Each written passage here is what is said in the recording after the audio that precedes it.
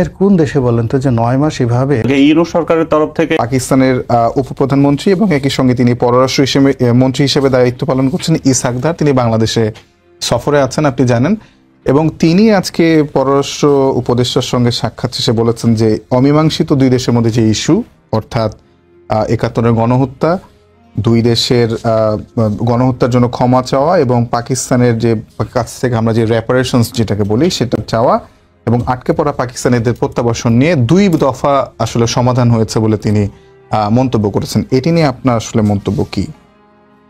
পাকিস্তানের পররাষ্ট্রমন্ত্রী যে কথাগুলো বলেছেন এটা আংশিক সত্য। প্রথমত হচ্ছে যে বাংলাদেশের সাথে ইস্যু তো 3টা। একটা হচ্ছে আমাদের স্বাধীনতা পরবর্তীতে যে সম্পদ পাওয়ার কথা ছিল, যেহেতু আমরা এক দেশ ছিলাম, তো আমাদের ওই সম্পদ পাওয়া সেটা তারা আজকে এত বছর পর্যন্ত দেয় নাই। দ্বিতীয়ত এখানে কিছু আটকে পড়া পাকিস্তানি ছিল, তারা যেতে চায়, তাদেরকে ফিরিয়ে নেওয়া। তৃতীয়ত হচ্ছে যে 71-এর গণহত্যার জন্য ক্ষমা চাওয়া।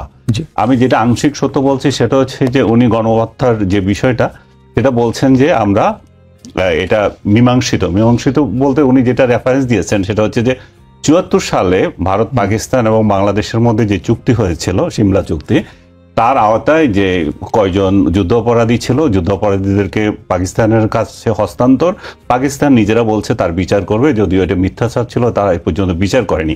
সেখানে হালকাভাবে বলা হয়েছে যে পরস্পর ওরাও আমাদের এই ঘটনাগুলো যেগুলো ঘটছে সেটার জন্য দুঃখ প্রকাশ করছে, আমরাও করছি। এই দুঃখ প্রকাশটা মানে সমবেদনা জাতীয়, এটা ডাইরেক্টলি বলা নাই।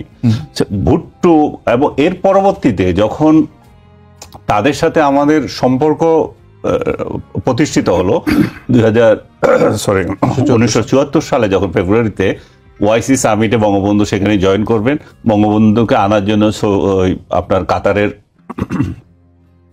কুয়েতের পররাষ্ট্রমন্ত্রী আসলেন এখানে, যিনি পরে আমির ছিলেন। তারপরে একই সঙ্গে বাংলাদেশ এবং পাকিস্তান ঘোষণা দিল যে দুই দেশকে স্বীকৃতি দিল। তার প্রেক্ষিতে বঙ্গবন্ধু সেখানে গেলেন, যাওয়ার পর আবার ভুট্টো আসলেন কয়েক মাস পরে। ভুট্টো এসেও এই অ্যাট্রোসিটির জন্য ক্ষমা এক ধরনের স্বীকার করেছে, সেটা হচ্ছে যে এটা পাকিস্তান আর্মি করেছে এবং পাকিস্তান আর্মিকে তিনি দিলেন। এবং সত্যিকার অর্থে পাকিস্তান আর্মি তো, আমরা তো হানাদার বাহিনী বলছি যে তাদেরকেই মিন করছে, এখানে পাকিস্তানি জনগণ তো আসে নাই। এই আর্মি এই সমস্ত অ্যাট্রোসিটিতে অংশ নিয়েছিল। কিন্তু পাকিস্তান যেহেতু আপনার এই আর্মিরাই চালায়, আজ পর্যন্ত এদের বিরুদ্ধে কথা বলার শক্তি তাদের রাজনৈতিক নেতাদের হয়নি। তাদের রাজনৈতিক নেতাদের আমার স্মরণ আছে, নেওয়াজ শরীফ যখন ঢাকায় এসেছিল উনিও এটার জন্য মানে আমরা অনুতপ্ত। তারপর পারভেজ মোশাররফ যখন আসলো, উনি একটা তথ্য আমার মনে ভুল দিয়েছেন, সেটা 2000 না 2002-তে এসেছিলেন পারভেজ মোশাররফ। আমার এটা বেশি মনে আছে, কারণ হচ্ছে পারভেজ মোশাররফকে তখন আমি আজকের কাগজ পত্রিকার ডিপ্লোমেটিক করেসপন্ডেন্ট ছিল, আমি ইন্টারভিউ করেছি। ওই ইন্টারভিউ তো উনি ধানাই পানাই করে বলছেন যে আমরা এগিয়ে যাচ্ছি, সামনে কিভাবে যাবে, এগুলা দুঃখ প্রকাশ ছিল এক ধরনের। কিন্তু এরপরে দুঃখ প্রকাশ তারা যে ইয়েটা বলে ওই 74 এবং এটা রেফারেন্স যে বলে, তাহলে আনুষ্ঠানিকভাবে আর ইমরান খান তো বারবার বলে যে আমরা সেখানে ভালো কাজ করিনি, আমাদের আর্মি ভালো কাজ করেনি। কিন্তু কথা হচ্ছে তাদের কারো সাহস নাই যে আনুষ্ঠানিকভাবে ক্ষমা চাওয়া। তারা যে ক্ষমা তো চায়নি, বরং 2013-12-তে যখন আমরা আমাদের যুদ্ধ অপরাধীদেরকে বিচার করছি, তখন পার্লামেন্টে একজোট হয়ে আমাদেরকে নিন্দা করছে কূটনীতিক শিষ্টাচার বহির্ভূত ভাবে, যেটা তাদের দরকার ছিল না। তার পরিপ্রেক্ষিতে গত 15 বছর ধরে দেখা যাচ্ছে যে দুই দেশের সম্পর্কটা তলানিতে নেমেছে। এবং সেই তলানির প্রেক্ষিতে এই 5 অগাস্টের পরে তাদের পররাষ্ট্র সচিব আসলেন এবং আমাদের পররাষ্ট্র সচিব এপ্রিলে সম্ভবত ওই 17 তারিখে মিটিং করলেন। সেই মিটিংয়েও কিন্তু আমাদের পররাষ্ট্র সচিব এটা আবার তুলে ধরলেন যে এই দুই মীমাংসিত ইস্যুজদের সম্পদের যে বিষয়টা এবং ক্ষমা চাওয়ার বিষয়টা, সম্পদের যে হিসাবটা আসে প্রায় 20,000 কোটি টাকার হবে এখনকার যদি টাকা হিসাব করি। সেই সময় এটা 4.5 বিলিয়ন ছিল। হ্যাঁ, 71-এর আগে সেটা $4.5 বিলিয়ন। হ্যাঁ, সেটা সেই জায়গাতে আমাদের আরো 200 মিলিয়ন ছিল। ওই যে আমাদের বন্যা দুর্গতদের জন্য কিছু টাকা এসেছিল, বন্যা যেটা হয়েছিল সেটা সহ।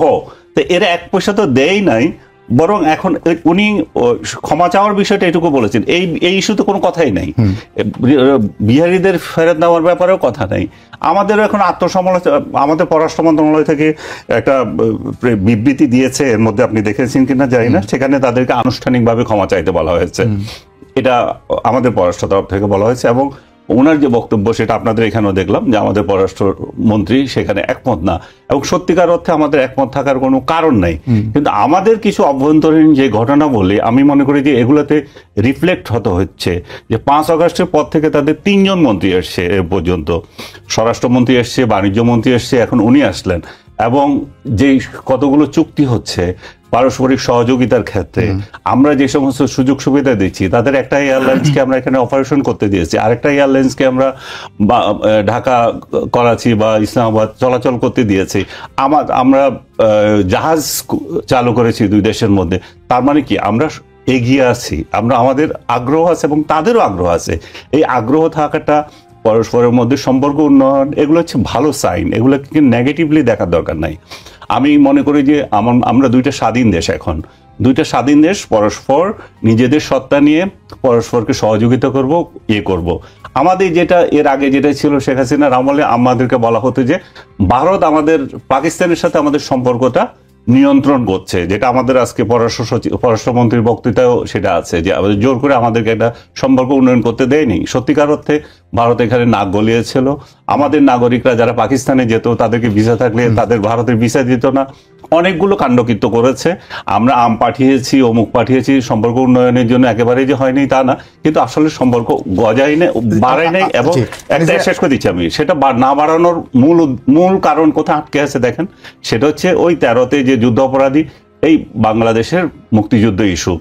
এই ইস্যু যতদিন তারা সমাধান করবে না, ততদিন পর্যন্ত আমাদের উন্নয়ন হবে না। এখন আমাদের আমি এক লাইনে শুনতে চাই, সমাধান কিভাবে সম্ভব? তারা ক্ষমা চাইলে কি সমাধান সম্ভব? সম্ভব। তারা আনুষ্ঠানিকভাবে একটা ক্ষমা চাইতে হবে। তাদের যে পার্লামেন্টে তারা যদি আমাদেরকে নিন্দা করতে পারে, আমাদের যুদ্ধাপরাধীদের ফাঁসি ব্যাপারে, আমাদের অভ্যন্তরীণ বিষয়ে হস্তক্ষেপ করতে পারে, তার মানে হচ্ছে তারা 71 থেকে এখনো বেরিয়ে আসতে পারে নাই, তারা খোলা মনে আসে নাই।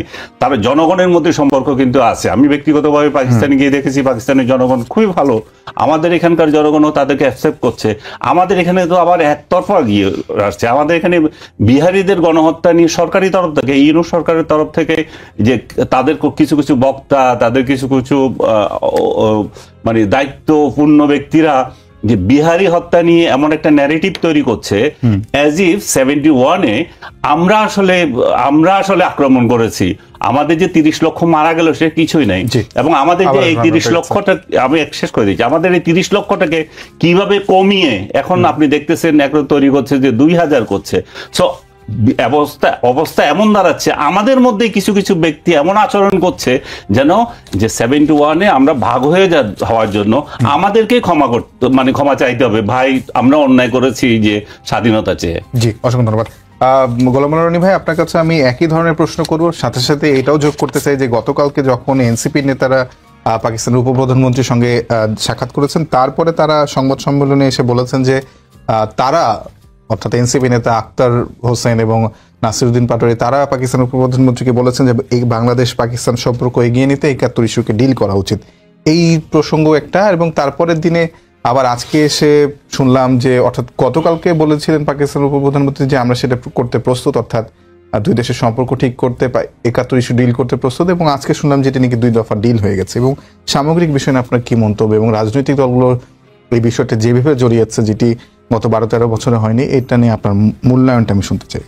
প্রথমত হলো যে উনি যে এসছেন, ওনার এই আগমনে এখন যারা প্রধান রাজনৈতিক দল তাদের মধ্যে অনেক বিভেদ আছে, যেমন এনসিপি, জামাত বা বিএনপি, কিন্তু দেখলাম যে তাকে রিসিভ করার ব্যাপারে সকলের মধ্যে একটা আনন্দের বন্যা, এবং তাকে কাছে পাওয়ার পরে তাদের চোখে মুখে চাঁদের হাসি, এত সুন্দর হাসি, মানে যেটা আমি না দেখলে আমাদের রাজনীতিবিদদের মনে দীর্ঘদিন ধরে একটা দুঃখ ছিল, উনি আসার পর এই দুঃখটা চলে গেছে। এই একটা অদ্ভুত জিনিস আমি দেখলাম। 2 নম্বর হলো, তিনি এখানে আসার পরে তার হাঁটা চলা, বডি ল্যাঙ্গুয়েজ, কথাবার্তা, এসব দেখে মনে হচ্ছে যে তিনি সেই একেবারে তার নিজের দেশে এসেছেন, অথবা সেই পূর্ববঙ্গে তিনি এসেছেন, একেবারে অ্যাজ ইট ইজ। তিনি এইরকম, উনি তো করেসপন্ডেন্ট ছিলেন, আমিও দীর্ঘদিন যাবৎ দেখছি, মানে কোনো দেশের পররাষ্ট্রমন্ত্রী অন্য দেশে গিয়ে সাধারণ মানুষ, রাজনৈতিক দলের একেবারে কিচেনে ঢুকে যাওয়ার মতো অবস্থা আমি দেখিনি। উনি বেগম জিয়ার বাসায় দেখা করতে গেছেন, জামাতের আমিরকে দেখতে গিয়েছেন, এটা একটা অসাধারণ ঘটনা। এরকম মানে আমার কাছে মনে হয় যে এই দৃশ্য দেখলে সাবেক প্রধানমন্ত্রী শেখ হাসিনা তার আসলে সুইসাইড করার ইচ্ছা করবে, যে ওনার সাথে ভারতের এমন একটা সুসম্পর্ক ছিল, অথচ উনি কোনোদিন ভারতের কোনো পররাষ্ট্রমন্ত্রীকে এইভাবে আওয়ামী লীগের কোনো নেতার বাসায় এইভাবে নিতে পারেননি। তো সেই দিক থেকে আমি মনে করি ডক্টর মোহাম্মদ ইউনূস সরকারের এটা একটা যুগান্তকারী সফলতা, যে পাকিস্তানের মতো একটা পরমাণু শক্তিধর দেশ, সেই পরমাণু শক্তিধর দেশ, যেই দেশের এখন আমাদের দেশের অনেক সামরিক এক্সপার্ট আপনাদের এই টেলিভিশনে এসে বলতেছে যে তারা তাদের পাকিস্তানি বন্ধুদেরকে বলেছেন যে তোমাদের দেশে তো অপ্রয়োজনীয় অব্যবহৃত অনেকগুলো ফাইটার জঙ্গি প্লেন রয়েছে, সেগুলো ইচ্ছা করে আমাদের দেশে রাখতে পারো, যদি রাখে তাহলে একটা ক্ষমতার ভারসাম্য হয়। তো এরকম কথা কিন্তু টেলিভিশনে আলাপ আলোচনা হচ্ছে। তো এর প্রেক্ষিতে উনি এসছেন, আসার পরে এই যে আনন্দ দেখা যাচ্ছে, এবং উনি একটা কথা কিন্তু খুব ভালো বলেছেন, just like your elder brother or just like father. মানে বাবা যেভাবে সন্তানকে উপদেশ দেয় বা বড় ভাই যেভাবে উপদেশ দেয়, উনি এইভাবে বলছেন যে হ্যাঁ, সম্পর্ক আমাদের সাথে যদি ভালো করতে হয় তাহলে মনটাকে পরিষ্কার করতে হবে। মন মানে এখানে নফস বা কলব, এটাকে পবিত্র করতে হবে। পরিষ্কার করা মানে কি? পাক সাফ করা। তো যেখানে পাকিস্তানের নামটা আছে পাক, পয়াকারে পাক, তো সেখানে আপনি যদি তার সঙ্গে মোলাকাত করতে চান, যোগাযোগ করতে চান, তাহলে তো আপনারও তো হৃদয়কে পরিষ্কার করতে হবে। এখন আমাদের যারা লোকজন আছেন তারা অবশ্য এখন পর্যন্ত প্রশ্ন করেননি যে স্যার আমরা তো হৃদয় পরিষ্কার করতে চাই, পাক করতে চাই, সাফ করতে চাই, আপনি একটু বলে দেন যে আমাদের মানে আবর্জনাগুলো কি, পড়ে যাওয়ার প্রবলেম, যেটা আপনাদের সঙ্গে মোলাকাত করার জন্য আমাদের এই পরিষ্কার হওয়ার দরকার আছে। এখানে একটা বিষয় হলো বর্তমান প্রেক্ষাপটে পাকিস্তানের মতো একটা রাষ্ট্রের সাথে আমাদের সকল বিষয়ে সুসম্পর্ক রাখতে হবে। ব্যুরোক্রেসিতে, জুডিশিয়ারিতে, মিলিটারিতে, ইকোনমিক্সে, সব ব্যাপারে সহযোগিতা রাখতে হবে। আবার বাংলাদেশের যে ইকোনমি এখন এই মুহূর্তে পাকিস্তানের চেয়ে ভালো ইন অল রেসপেক্ট, সমস্ত পয়েন্টে। তো সেই বিষয়গুলো পাকিস্তানেরও খুব দরকার বাংলাদেশের সঙ্গে একটা সম্পর্ক রক্ষা করার জন্য। কিন্তু এখানে প্রবলেমটা হয়ে গেছে কি, ওই যে উনি যে এসে একটা যে দাদাভাই সুলভ একটা ভাব যেটা দেখলেন, এই জিনিসটা দূর করতে হবে। এবং এই সমস্যার কারণে কিন্তু পাকিস্তান জমানাতে পশ্চিম পাকিস্তানের সঙ্গে পূর্ববঙ্গের সমস্যা হয়েছিল। এই যে পাকিস্তান আন্দোলন, সেই আন্দোলন কিন্তু মানে পাঞ্জাবের লোক করেনি। মানে আপনি অবাক হয়ে যাবেন যে বাঙালি মুসলমানরা কিন্তু মানে পাকিস্তানের জন্য অগ্রণী ভূমিকা পালন করেছিল। সেটা লাহোরের মুসলমানরা করেনি, তারা মানে অবিভক্ত ভারতই চেয়েছিল। এমনকি জামাত ইসলামী তারা কিন্তু অখণ্ড ভারত চেয়েছিল, তারা পাকিস্তান চায়নি। এই যে একটা ধর্মের ভিত্তিতে একটা রাষ্ট্র হবে, এটা এই বাঙালি মুসলমানরা চেয়েছিল। তো যখন সেই পাকিস্তান হলো, সেই বাঙালি মুসলমানদেরকে মনে করা হতো এরা অচ্ছুত, আমরা হলাম মানে রাজরক্ত, আমাদের মধ্যে রয়েছে সে সিন্ধু সভ্যতা, হরপ্পা সভ্যতা, মহেঞ্জোদারো সভ্যতা, এবং আমরা আর্য রক্ত। তো এর কারণে কি হলো যে সাইকোলজিক্যাল প্রবলেম হয়ে গেল 1946 থেকে। এবং প্রথম বিসিএস পরীক্ষা যখন হলো, তখন থেকে তারা 17টা ভাষায় বিসিএস প্রশ্নপত্র করেছিল, কিন্তু বাংলা ভাষায় কিন্তু তারা সেটা করেনি, এবং ওখান থেকে বাংলা ভাষার দাবিটা আসে। এখন ওই আগের যে প্রবলেমটা আমাদের 54-তে হয়েছিল, যে প্রবলেমটা 58-তে হয়েছিল, 62-তে হয়েছিল, এই প্রবলেমগুলো আমার কাছে মনে হচ্ছে এই যে এখন এই সময়টাতে একটা অত্যন্ত চমৎকার একটা সময় যাচ্ছে, যখন কার্যত ভারতের সঙ্গে আমাদের এখন কূটনৈতিক সম্পর্ক বন্ধ। অনেকগুলো কূটনীতির যে উইন্ডোগুলো আছে, ধরেন 100টা যদি উইন্ডো থাকে, 4-5টা উইন্ডো খোলা আছে, আর বেশিরভাগ উইন্ডো কিন্তু বন্ধ। This is the right time to make a good relation with Pakistan in the যাকে বলে ডিপ্লোম্যাটিক লাইন। তো এই সুযোগে যদি আবার তারা সে আগের মতো দাদাগারি দেখায়, সব কিছু দেখায়, তাহলে হবে না। আমি ব্যক্তিগতভাবে দুটো জিনিস মনে করি, যেখানে যদি আপনি ধর্ম, রিলিজিয়ান ধরেন, তো রিলিজিয়ানটা একটা সংস্কৃতি, মানুষের জীবনের একটা কালচার। তো সেই কালচারালি ধর্মের ক্ষেত্রে আমাদের পাকিস্তানের সঙ্গে একটা চমৎকার ঐক্যবদ্ধ হতে হবে, বিকজ এখানে একটা বিরাট সংখ্যক মুসলিম লোক আমাদের দেশে আছে। কিন্তু যদি আপনি ভৌগোলিক অবস্থা ধরেন, জিওগ্রাফিক্যাল অ্যান্ড যেটাকে বলা হয় এথনিক্যাল, যেটাকে বলা হয় নৃতাত্ত্বিক বৈশিষ্ট্য, তা আমরা দ্রাবিড় যে জনগোষ্ঠী, আমাদের সঙ্গে চিন্তা চেতনা, খাদ্য অভ্যাস, গায়ের রং, এমনকি রক্ত, এটা হলো ভারতের 7 সিস্টারের যে লোকজন আছে পশ্চিমবঙ্গ, তাদের সঙ্গে বেশি। ফলে এই বন্ধন কেমন পর্যন্ত আমরা আলাদা করতে পারবো না। কাজেই ভারতের সঙ্গে আমাদের সম্পর্ক রক্ষা করতে হবে নৃতাত্ত্বিক এবং যাকে বলা হয় ভৌগোলিক দিক থেকে বিবেচনা করে। আবার অন্যদিকে সংস্কৃতি এবং ব্যবসা বাণিজ্য আধুনিক এবং ধর্মীয় যে সংস্কৃতি বলতে তো শুধুমাত্র ধর্ম না, আরো নানা আমি ধর্মের আমি বলছি না, আমি রিলিজিয়াস সংস্কৃতি বলেছি। রিলিজিয়াস সংস্কৃতি অনেক কিছু, ওদের অন্য কোনো সংস্কৃতির সাথে আমাদের মিলবে না, কিন্তু শুধুমাত্র বলছি রিলিজিয়াস। যেমন ওখান থেকে তারা উর্দুতে কথা বলে, উর্দুর যে অক্ষরগুলো আরবির মতো দেখতে, আমাদের দেশের আমজনতা মনে করে যে না জানি এটা একটা পবিত্র ভাষা, হাম করেঙ্গা কাম করেঙ্গা, এই কথাগুলো শুনলে বোধহয় মানুষ মনে করে যে একটা বিরাট পবিত্র হয়ে গেছে। কিয়া হুয়া আমাদের আমাদের মধ্যে যে শুরু থেকে আমি যদি 52 থেকে চিন্তা করি, তাহলে তো আমাদের মূল বিভেদের জায়গা তো আসলে সংস্কৃতিগত পার্থক্যই তো আমাদের বিভেদ তৈরি করে দিয়েছে। না, তখন সংস্কৃতিগত পার্থক্য বিভেদ সৃষ্টি করেনি, তখন বিভেদটা করেছিল ওই যে ইগোইস্টিক, তারা নিজেদেরকে বড় মনে করতো, আমাদেরকে ছোট মনে করতো, আমাদেরকে তারা কৃতদাস মনে করতো, এবং আমাদের যে অধিকার রয়েছে এটাকে তারা স্বীকার করতো না। তারা বাঙালিদের মনে করতো জাস্ট, আপনারা একটা বিখ্যাত বই আছে, কুদরতুল্লাহ শিহাবের একটা বিখ্যাত বই আছে, এবং এই যে সালমান এফ রহমানের বাবা যখন আহমেদ ফজলুর রহমান, উনি যখন সেন্ট্রাল বাণিজ্য মন্ত্রী, ওই বইতে উনি লিখেছেন, খুব সংক্ষেপে শেষ করে এরপর ওনারা বলবেন।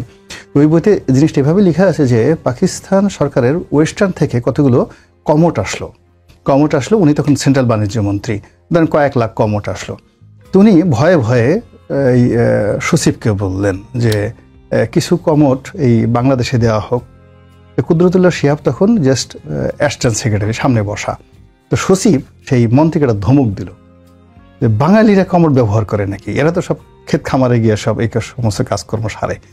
এই কথা শোনার পরে এই সালমান এফ রহমান সাহেবের যে বাবা, সে কাসু মাসুকের মাথাটা এইভাবে নোয়ায় রাখলো। তো বোঝার চেষ্টা করুন, একটা সেন্ট্রাল মিনিস্টার, তাকে একজন সচিব যে ভাষায় গালি দিল, ওটা ওই কুদরতুল্লাহ শিহাব তার বইতে সেটা উল্লেখ করেছে, সেটা 1949 সালে। তো এই ছিল তাদের মন এবং মানসিকতা। তারা বঙ্গবন্ধুকে মানে কখনোই জাতীয় নেতা মনে করেনি, এমনকি হোসেন শহীদ সরওয়ার্দীকে, মৌলানা ভাসানীকে, আমাদের এই বঙ্গে এত বড় বড় যারা মানুষ ছিলেন তাদেরকে কখনোই তারা নেতা মনে করেনি। তারা ধরেন এই যে আমাদের এখন বদরুদ্দীন ওমর সাহেব বড় বড় কথা বলেন, তার বাবা ছিলেন আবুল হাসিম, এরা তো কখনই আসলে বাঙালি জাতীয়তাবাদটা তারা ধারণ করেননি, বাঙালিকে ধারণ করেননি। তারা খেলাফতে রব্বানী পার্টি করেছেন, ওই সময় পাকিস্তানের সাথে তাদের একটা সুসম্পর্ক ছিল, ওই একটা রাজনীতির আলাদা একটা অনেকটা মুসলিমিক স্টাইলের, মুসলিমদের সাথে তাদের মিল ছিল না, তারা পাকিস্তানকে ধারণ করতেন। কিন্তু আমাদের যারা বাঙালি মুসলমান, যারা সাধারণ আমজনতা, যারা আওয়ামী লীগ যাদেরকে রিপ্রেজেন্ট করতো, এদেরকে কখনোই মানুষ, এদেরকে কখনোই রাজনীতিবিদ তারা মনে করেননি, এবং এদের হাতে কখনোই ক্ষমতা দিতে চাননি। আমি আনিস ভাই আপনার কাছে একটা বিষয় জানতে চাই, সেটা হলো যে আমরা ইকোনমিক, নিশ্চয়ই এখন তো diplomacy basically economy based, so পাকিস্তানের সঙ্গে আসলে আমরা এই ডিপ্লোমেসি থেকে ইকোনমিক্যালি কতটুকু বেনিফিট হতে পারি? আমি বলতে চাচ্ছি অর্থনৈতিকভাবে আমরা কতটা লাভবান হতে পারি, যেখানে আমাদের 1 টাকা সমান তাদের 2.5 টাকা, মানে 2.5 রুপি। তো সেই জায়গায় আসলে আপনার কি মনে হয়, কি ইকোনমিক সম্ভাবনা আছে বাংলাদেশ পাকিস্তান সঙ্গে? এখনো পর্যন্ত আমি যেটা ওদের বাংলাদেশ এই পাকিস্তানের মধ্যে যে অর্থনৈতিক যে বিষয়টা দেখছি, এটা তো ট্রেড 1 বিলিয়নও হয় নাই, 1 বিলিয়নের নিচে এখনো।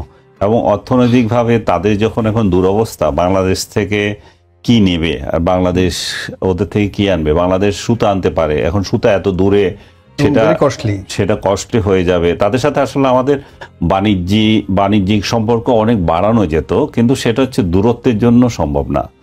এখন তারা কতটুকু ছাড় দেবে, যে দূরত্ব, তোমার কস্ট এফেক্টিভ হওয়া, এগুলো কতটুকু দেবে? আমি দেখলাম যে আজকে আমাদের বিজিএমই এবং ওদের যে অর্গানাইজেশন, তারা আবার চুক্তি করছে, এমওইউ করছে, তাদের মধ্যে কোঅপারেশন কিভাবে বাড়ানো যায়। তো যত কিছু হোক, আমি তো পাকিস্তান থেকে আনার মতো কিছু দেখি না, দেখি ড্রাই ফ্রুটস কিছু দেখি, আর যন্ত্রপাতি কি আছে জানি না, আর অস্ত্র তো তাদের নিজেদেরই নাই, এগুলো কি আনবো আমরা?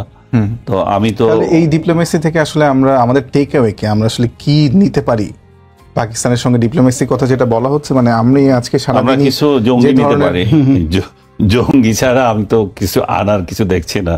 কারণ এই এখন যেটা ভয় সবচেয়ে বেশি, জঙ্গি চলে আসে কিনা। আমরা কিছুক্ষণ আগে আপনাকে বললাম যে আমাদের সাথে পাকিস্তানের সম্পর্ক উন্নয়নের পথে বাধার সৃষ্টি ছিল ভারত আমাদেরকে নানাভাবে আটকিয়েছে।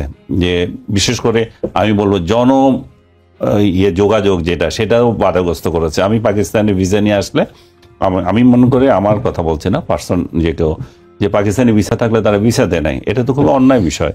তো সেই জায়গায় আমাদের সম্পর্ক উন্নয়নের দরকার আছে, থাকতেই পারে। এখানে অনেক লোক আছে, তাদের ওইখানে সম্পর্ক আছে, ওইখানকার লোক এখানে সম্পর্ক আছে। আফটার অল আমরা তো একসময় এক দেশই ছিলাম।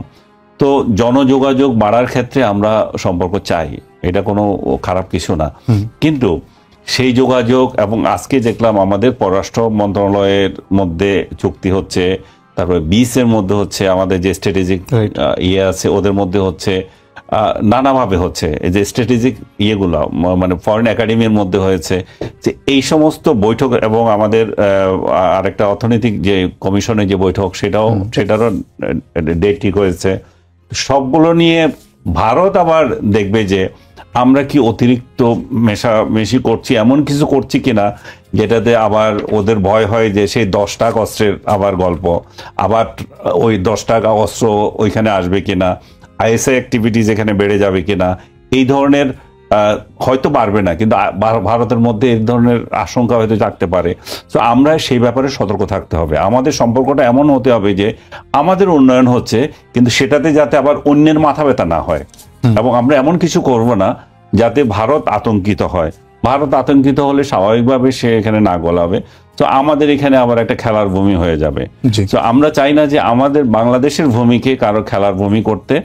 বাংলাদেশের সাথে ভারতের এই যে গোয়েন্দা পাকিস্তানের গোয়েন্দা সংস্থার অ্যাক্টিভিটিস নিয়ে আমাদের সতর্ক থাকতে হবে, কারণ পাকিস্তান পুরোটাই এখন জঙ্গিবাদের রাষ্ট্র হিসাবে পরিচিত, এবং তাদের ওইখানে তারা এক্সপোর্ট করতেছে তাদের অন্যান্য দেশে, আফগানিস্তান থেকে তাদের এখানে আসছে। সেই কালচার যদি আমাদের এখানে রপ্তানি হয় তাহলে আমাদের এখানে অবস্থা আরো খারাপ হবে। আমাদের যেখানে যে রাজনৈতিক দলগুলো আছে, বিশেষ করে ইসলামী মনা রাজনৈতিক দলগুলো, তাদেরকেও সতর্ক থাকতে হবে। তারা অতীতে এই জঙ্গি কার্যক্রমের জন্য অভিযুক্ত হয়েছিল, এবং তাদেরকে এই সময় এসে তারা যদি সতর্ক না হয়, তাদেরকে আরো ভালোভাবে অন্যেরা কালার করতে পারে। কিন্তু তারা তো, আমি ব্যক্তিগতভাবে দেখি না যে তারা এগুলো নিয়ে সতর্ক। তারা বরং আরো মানে উৎসাহ নিয়ে কিভাবে বাংলাদেশকে একটা তালেবানি রাষ্ট্র বানানো যায়, এবং বলছেও তালেবানি রাষ্ট্র চাই, তো এগুলো কিন্তু আমাদেরকে আতঙ্কগ্রস্ত করবে। পাকিস্তানের সাথে সম্পর্ক উন্নয়ন মানে জঙ্গি আমদানি না, পাকিস্তানের সাথে সম্পর্ক উন্নয়ন মানে জনগণের মধ্যে সম্পর্ক বৃদ্ধি, এবং অর্থনৈতিক ক্ষেত্রে যে সমস্ত, আমি অর্থনীতি বিশেষজ্ঞ না তাই বলতে পারছি না, যে সমস্ত অর্থনৈতিক যে জায়গাগুলো যে আমরা এক্সপ্লোর করতে পারি সেগুলো করা, সেগুলো তো অন্যায় কিছু না। রনি ভাই, আপনি তো একজন রাজনৈতিক বিশ্লেষকও বটে, আপনি ইউটিউবে তুমুল জনপ্রিয়। আমি আপনার ইউটিউব ঘেটে দেখছিলাম যে আপনি কিছুদিন আগেই সম্ভবত 2টা কন্টেন্ট করেছেন। একটা হচ্ছে যে ধেয়ে আসছে পাকিস্তানি জঙ্গিবাদ, এমন একটি থাম্বনেল ছিল, আরেকটা ছিল যে বাংলাদেশ নিয়ে পাকিস্তানের কুটচাল। এই দুইটি বিষয় প্রসঙ্গ যদি আপনি আমাদেরকে ছোট করে বলেন। আপনি আসলে 2টি ভিডিও অনেক বড় বড় ছিল আপনার, এবং নিশ্চয়ই আরো 2 সপ্তাহ পেরিয়েছে, আজকের বৈঠকগুলো হয়েছে, আজকের রাজনৈতিক মহলের সঙ্গে পাকিস্তানের উপপ্রধানমন্ত্রীর সাক্ষাৎ হয়েছে, সেই তারপরে আপনার আসলে নতুন কোনো মূল্যায়ন আছে? ওখানে আমি আসলে আমার কন্টেন্টে কি বলেছিলাম আমার এটা মনে নেই। আমি পাকিস্তানি জঙ্গিবাদ বলতে যেটা আমি বুঝিয়েছি সেটা হলো পাকিস্তানে যে নর্মাল ধর্মতত্ত্ব রয়েছে, থিওলজি রয়েছে বা ইসলামাইজেশন রয়েছে, এটা অনুকরণীয়। ওয়ান অফ দ্য পায়াস্ট এবং finest Muslim in the world, যারা প্র্যাকটিসিং মুসলিম। কিন্তু যেটা হলো যে এটা প্রথম থেকেই আমেরিকানদের যাকে বলা হয় একটা উগ্রবাদ তৈরি করার মেশিন হিসেবে এখানে কতগুলো কুটচাল কাজ করেছে, যেটাকে বলা হয় ইন্দো যাকে বলে ওই খ্রিস্টান অ্যান্ড জুডিয়াস, যেটা চক্রান্ত কনস্পিরেসি বলে। এবং ওই যে মধ্যপ্রাচ্য থেকে বিন লাদেন আনা, আইএস আনা, জাকিচন, এবং পাকিস্তানকে অশান্ত করে সেখানে আমেরিকান যে কর্তৃত্ব, এটাকে প্রভুত্ব রাখার যে একটা প্রচেষ্টা, এর ফলে পাকিস্তান যে কত বড় ক্ষতিগ্রস্ত হয়েছে এটা আমরা ইমরান খানের জমানাতে তার বক্তব্যে দেখেছি, এবং তিনি সেটা জাতির সঙ্গে গিয়ে বলেছেন। তো ওটাই আসলে আমি বলার চেষ্টা করেছি। কিন্তু পাকিস্তানকে অনুসরণ করার মতো বা পাকিস্তানের যে বিষয়গুলোতে খুব সফল হয়েছে, দেখেন এত কিছুর মধ্যেও পাকিস্তান জুডিশিয়ারি এত চমৎকারভাবে কাজ করছে, যেখান থেকে আমরা অনেক কিছু শিখতে পারি। এবং আমাদের হাইকোর্ট বা আমাদের যে লোয়ার কোর্টগুলোতে আমাদের টোটাল জুডিশিয়ারি সিস্টেমগুলো আমরা স্টিল কিন্তু পাকিস্তানি লাহোর হাইকোর্টকে আমরা অনুসরণ করছি, এবং তাদের যে কোনো রেফারেন্স আমাদের হাইকোর্টে সবচেয়ে বেশি গৃহীত হয়। ফলে এখানে এই লেভেলে একটা ভালো হতে পারে। আমাদের সিভিল সার্ভিস, আমাদের মিলিটারি একাডেমি পিএমএ, এরা এখন পর্যন্ত এই পাকিস্তানি ফর্মুলাটাই কিন্তু ব্যবহার করছে। ফলে এখানে সামরিক দিক থেকে যদি যে তথ্য বিনিময় হয় পাকিস্তানি মিলিটারি একাডেমির সাথে বিএমএ অর্থাৎ বাংলাদেশ মিলিটারি একাডেমির ওখানের সাথে, এটা আমরা উপকৃত হতে পারি। এরপরে সর্বশেষ যে বিষয়টা হলো যে তারা কতগুলো হাই ভ্যালু প্রোডাক্ট, যেমন মনে করেন যে তাদের রাইস, কটন, এগুলো খুবই হাই ভ্যালু প্রোডাক্ট। এই কটন এবং এই সংক্রান্ত যে আমরা যে ইন্ডাস্ট্রিগুলো যদি গড়ে তুলি, আমাদের দেশে যে গার্মেন্টসগুলো আমরা করছি এগুলো সব লো প্রোডাক্ট।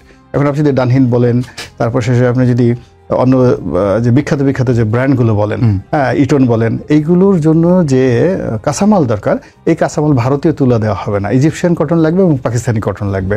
তো ওই জায়গাটা যদি আমরা চলে যেতে পারি ভালো হতে পারে। আর আরেকটা ব্যাপার হয়তো আমরা অনেকেই জানি না, পৃথিবীর সবচেয়ে নাম করা কার্ডিওলজিস্ট যারা আছেন এর অলমোস্ট 90% কিন্তু পাকিস্তানি ডাক্তার। ইভেন আমেরিকাতে বা ইউরোপে পাকিস্তানি কার্ডিওলজিস্টরা তারা মানে ডমিনেট করে টোটাল মানে হার্ট সার্জারিতে, ওপেন হার্ট সার্জারিতে। আমরা এখন একজন দেবী সিটির অ্যাপয়েন্টমেন্ট পাওয়ার জন্য সেখানে ভারতে যেভাবে যাচ্ছি, বিশ্বাস করেন এটা পাকিস্তানের একেবারে গ্রামের একটা অজপাড়াগার হাসপাতালও কিন্তু কার্ডিওলজিস্ট সার্জারিতে ভারতের যে কোনো মানে মুম্বাইয়ের বড় বড় শহরের সাথে ভালো আছে। তো চিকিৎসার জন্য যদি এখানে সরাসরি বিমান যাত্রা হয়, এগুলো কমে যায়, তাহলে ওখানে চিকিৎসার ক্ষেত্রে পাকিস্তানে কিন্তু চিকিৎসা ব্যবস্থা খুবই ভালো। মানে যেটা বলার মধ্যে বিশেষ করে কার্ডিওলজি এবং এডুকেশন দিক থেকে করাচি বিশ্ববিদ্যালয়, Islamabad university, Lahore university, one of the finest university in the Asia.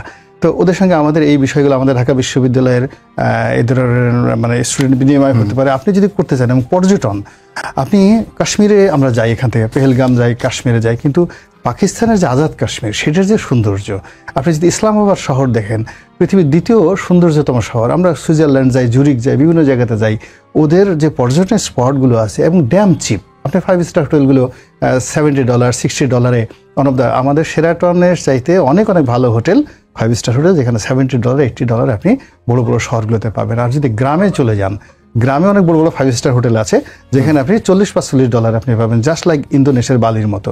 তো এই যে পর্যটন সেক্টরে আমাদের দেশের লোকজন যে যাচ্ছে, সেটাও ওখানে একটা ভালো ডেস্টিনেশন হতে পারে ইন পজিটিভ। কিন্তু মূল ব্যাপারটা হলো ওই যে যেটা আমাদের যে সমস্যাগুলো রয়েছে, ধরুন আপনি যেটা বললেন, আমি জানি না এক্স্যাক্টলি বললেন, $4.5 বিলিয়ন আমাদের একটা ডিসপিউট রয়েছে 71 সালে। আরো বেড়েছে? না, এটা এখন 25 টাইমস হয়ে গেছে, 25 টাইমস হয়ে গেছে। $4.5 বিলিয়ন যদি হয়, 4 বিলিয়ন মানে $100 বিলিয়ন এখন সেটা ডেপথ হয়ে গেছে যদি আমরা বর্তমান প্রাইস ধরি। তার সঙ্গে সঙ্গে আমাদের মিলিটারি ইকুইপমেন্টের শেয়ার আছে। মানে ওই সময়টাতে যে আপনি বোঝার চেষ্টা করেন যে এশিয়ার মধ্যে তখন পাকিস্তান ছিল সবচেয়ে ধনী রাষ্ট্র, মানে মোর দ্যান জাপান।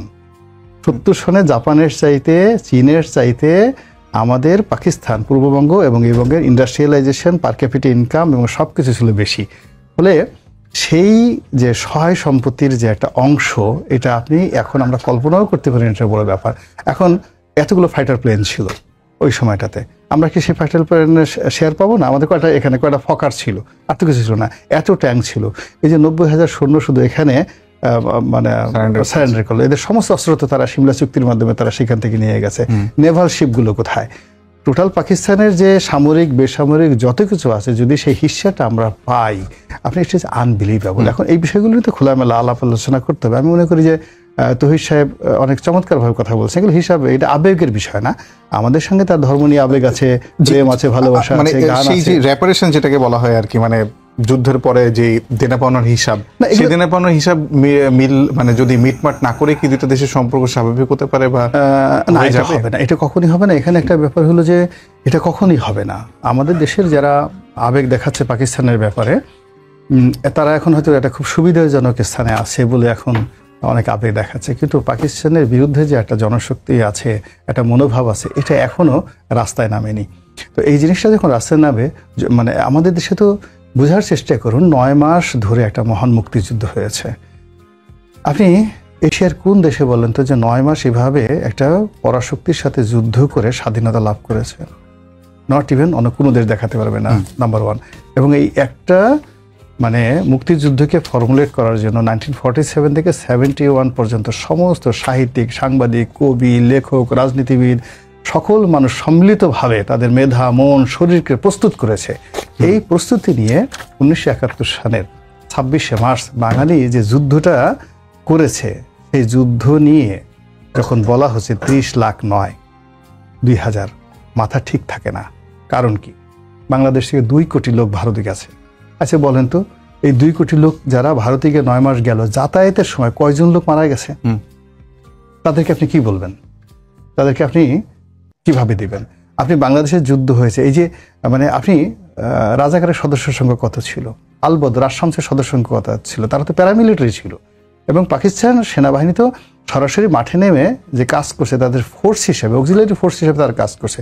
তাদের ট্রেনিং ছিল, অস্ত্র ছিল, পোশাক ছিল, তারপর তাদের সমস্ত কিছু ছিল। তো এই বিষয়গুলো মানে আবার নতুন করে খত তৈরি করবে, মানে যে ইতিহাস মানুষ ভুলে গেছিল। মানুষ মনে করতো রাজাকার মানেই একজন বেসামরিক মানুষ, আলবদর মানে অমুক, নামাজ কালাম পড়তো, ভালো মানুষ, গ্রামের শান্তি বাহিনী বলতে অমুক। কিন্তু সত্যিকার অর্থে ৭১-এ যা ঘটেছিল সেই ন্যারেটিভগুলো যদি এখন চলচ্চিত্র আকারে, নাটক আকারে, এই যে আধুনিক যুগে অ্যানিমেশন আকারে মানুষের সামনে মানে আবার নতুন করে আসে, আপনি বিশ্বাস করেন যে দেশাত্মবোধের আগুন জ্বলে উঠবে সারা বাংলাদেশে। মুক্তিযুদ্ধের যে জয়গান, ওই জয়গান বন্ধ করতে পারবে না কেউ। অসংখ্য ধন্যবাদ। আমি আপনাকে অনেক সময় দিয়েছি। আমি শেষ প্রশ্ন আনিস ভাই আপনার কাছে করতে চাই, সেটা হলো যে সব বিষয়ে দেখছেন, কিন্তু আসলে আপনার কি এটা কখনো মনে হয়েছে যে এক ধরনের পাকিস্তানের সঙ্গে আমাদের সম্পর্ক বিচ্ছিন্ন হয়েছিল, সেখান থেকে আবার মানে একটা দেশের সঙ্গে আমাদের সম্পর্ক ছিল, অর্থাৎ ভারতের সঙ্গে সম্পর্ক ছিল, সেখান থেকে আমরা তখন পাকিস্তানের সঙ্গে সম্পর্ক ছিল না, এখন পাকিস্তানের সঙ্গে সম্পর্ক হচ্ছে, তার মানে আবার ভারতের সঙ্গে সম্পর্ক চরমভাবে খারাপের দিকে যাবে, এমন আসলে আমরা আসলে ব্যালেন্সটা কখনোই করতে পারবো না, এরকম কি মনে হচ্ছে কিনা, বা আসলে কি করতে পারবো কিনা, ব্যালেন্সটা কিভাবে করতে পারবো সেটা আমি তো ওই আশঙ্কাই করলাম আগে কথায়, যে ভারতের কারণে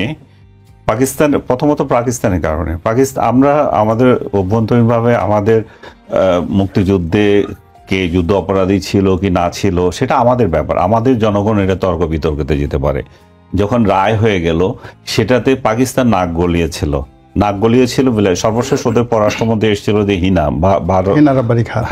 12 সালে এসেছিল 2012-তে। এরপর থেকে আমাদের সাথে কোনো বৈঠকই হয় নাই বলতে গেলে, কোনো ইন্টারন্যাশনাল লেভেলে দেখা হয়েছে, এটা হয়েছে, জনগণ পর্যায়ে কোনো যোগাযোগ নয়। আমাদের বিমান পর্যন্ত বন্ধ হয়ে গেছে, তাদের পিআইও ছিল সেটাও বন্ধ হয়ে গেছে, একেবারে কাট অফ। আমি মনে করি যে আমার নিজেরই যাওয়া হয়েছিল 2008 সালে, এরপরে ওদের দেশে আমার নিজেরও কোনো আগ্রহ হয় নাই বা কোনো ইভেন্টই হয় নাই যে যাবো ওইখানে। ওইটা ছিল একটা ইভেন্টে গেছিল। জি, 1 মিনিট আছে ভাই। তো আমি যেটা মনে করি যে যেটা বলছিলাম যে আমরা তাদের সাথে তাদের নিজেদের কারণে সম্পর্কটা নষ্ট হয়েছিল। ব্যালেন্সটা করার এখন উপায় কি আসলে এখন? এবং এর মধ্যে ইন্ডিয়ারও ইনভলভমেন্ট ছিল।